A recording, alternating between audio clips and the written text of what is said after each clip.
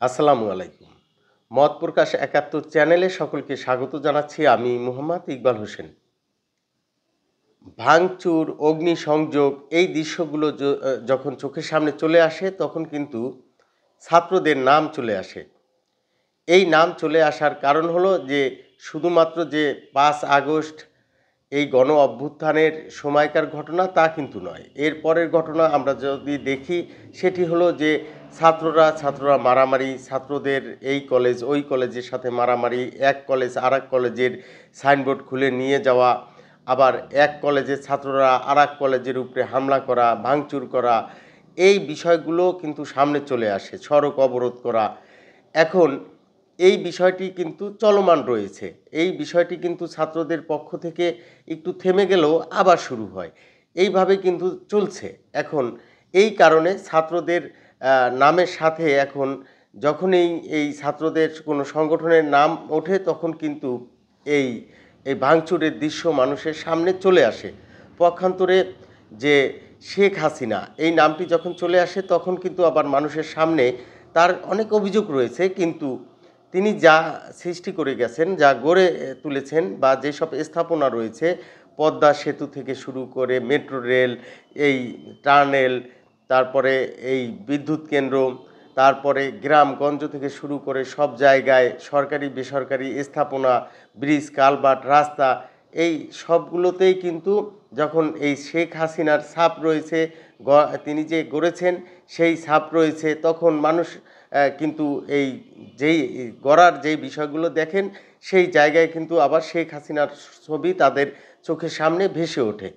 এর কারণ হলো হয়তো শেখ হাসিনা সরকার দীর্ঘদিন ক্ষমতায় থাকার কারণে এই গড়ার যে দায়িত্ব সেটি হয়তো তাদেরই ছিল, আর তারা এই কারণে যেটুক গড়েছেন সেই বিষয়টিই এখন মানুষের সামনে চলে আসছে। আর মানুষ কিন্তু এই গড়ার একজন কারিগর হিসাবেই এখন শেখ হাসিনা এবং তার সরকারকে মনে করে। আবার শেখ হাসিনার সরকারের ভেতরে যাদের বিরুদ্ধে দুর্নীতির অভিযোগ ছিল, যাদের বিরুদ্ধে, সেইগুলোও কিন্তু মানুষ বলে। কিন্তু প্রশ্নটা হলো যে ছাত্রদের বেলায় যখন এই কথা ওঠে তখনই কিন্তু এখন যে ছাত্রদের এই যে ভাঙচুর, এই যে অগ্নিসংযোগ সেই কথা বা সেই দৃশ্য চলে আসে। এখন প্রশ্নটা হলো যে এই কথা আরও বেগবান হচ্ছে এই কারণে, যখন যেহেতু ছাত্ররা এখন নতুন দল গঠন করতে যাচ্ছে। নতুন দল গঠন করলে ছাত্ররা তো এই সাধারণ মানুষের ভোট প্রত্যাশী থাকবে রাজনৈতিক দল হিসাবে। তাহলে সাধারণ মানুষ আবার, যেহেতু গণমানুষের দল হতে হলে সাধারণ মানুষ আবার তাদের এই দল নিয়ে মত প্রকাশও কিন্তু করবে। সমালোচনা আলোচনা করার অধিকারও মানুষের থাকবে। কিন্তু সেই আলোচনা সমালোচনার জায়গায় শুধুমাত্র যে ছাত্রদের যে যোগ্যতা সেটি জায়গায় যখন মানুষ আলোচনা সমালোচনায় যাবে তখন কি ভাঙচুর ভালো করতে পারে কিংবা অগ্নিসংযোগ ভালো করতে পারে কিংবা মারামারি ভালো করতে পারে, সেটি কি একটি যোগ্যতার মাপকাঠি হতে পারে একটি রাজনৈতিক দলের? একটি রাজনৈতিক দলের সেই ক্ষেত্রে যে গড়ার যে মন মানসিকতা, অহিংস যে মন মানসিকতা, সেটি কি একটি গুরুত্বপূর্ণ বিষয়ও কিন্তু মানুষ মনে করে। তো সেই ক্ষেত্রে যে এখনো পর্যন্ত যে গড়ার মন মানসিকতা এবং অহিংস যে মন মানসিকতা বা এই ক্ষমা করার যে মন মানসিকতা, সেইগুলো কি এখনো ছাত্রদের ভিতরে সৃষ্টি হয়েছে কিনা? যেহেতু তারা রাজনৈতিক নতুন দল করবে সেহেতু তাদের এই বিষয়গুলো কিন্তু মানুষ এখন আলোচনা সমালোচনা করার জায়গায় রয়েছে।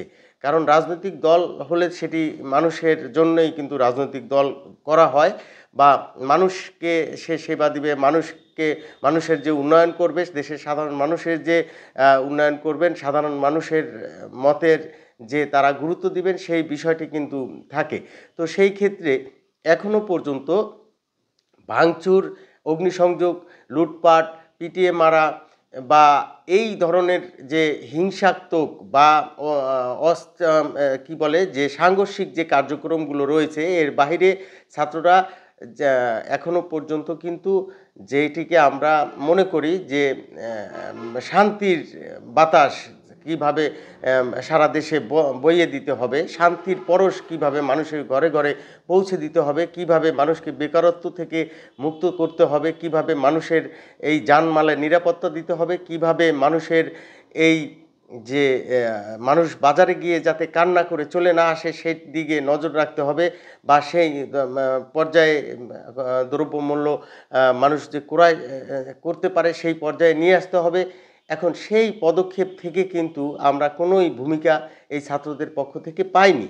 আমরা যেটুকু পেয়েছি এই ছাত্রদের উত্থানের শুরু থেকে এই পর্যন্ত সেটি হলো ভাঙচুর, আবার ভাঙচুর, আবার মারামারি, থেমে থাকা, আবার ভাঙচুর, আবার মারামারি, আবার ভাঙচুর। পক্ষান্তরে শেখ হাসিনার সরকারের বা শেখ হাসিনার আওয়ামী লীগের যে বিষয়টি আমরা দেখেছি যে তাদের দুর্নামের পাশাপাশি আবার যে তাদের কিন্তু কিছু পজিটিভ কিছু ধারাও কিন্তু ছিল, সেইগুলো আবার তারা কিন্তু সামনে নিয়ে আসতো।